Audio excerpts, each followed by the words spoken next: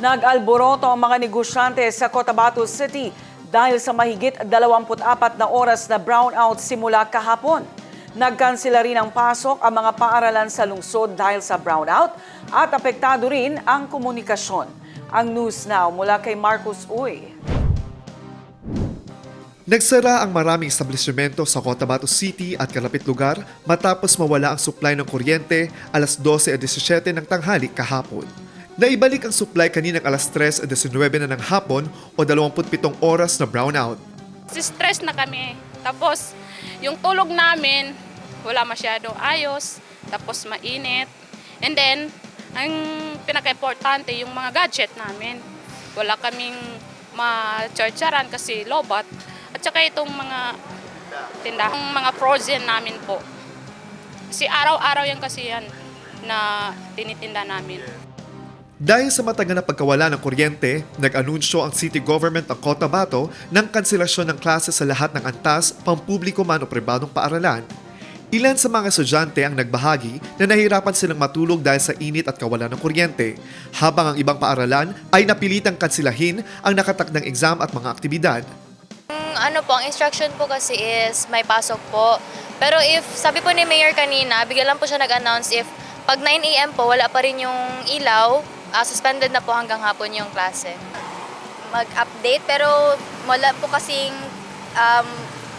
load yung mga students, then wala din, lobat din po ang mga cellphones nila. So hindi rin po sila makapag-update, then nag-waiting na lang po sila sa stage, then before buksan yung gate pa para... Of course, we experience talaga na we cannot move with our regular classes, and so with office work and the events that we have in here, we cannot pursue with it, especially the examination of the basic education department and some events here in the college department.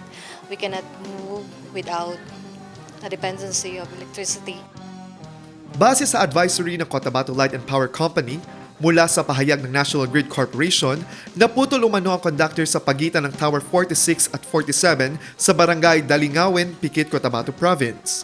Nagresulta ito ng pagkawala ng supply ng kuryente sa Kibawi Sultan Kudarat 138 kV line. Yung Cotabato Light, since yesterday, wala po tayong non-stop po yung coordination natin with NGCP. Kung ano po yung update from time to time. And also, magkakandak po kami within the day po, a meeting po, coordination meeting with the NGCP ng mga in charge to also discuss and to check po kung ano po yung reason and that interruption, and how we can aid this prolonged interruption. Marcus Uy, iMinds, Philippines.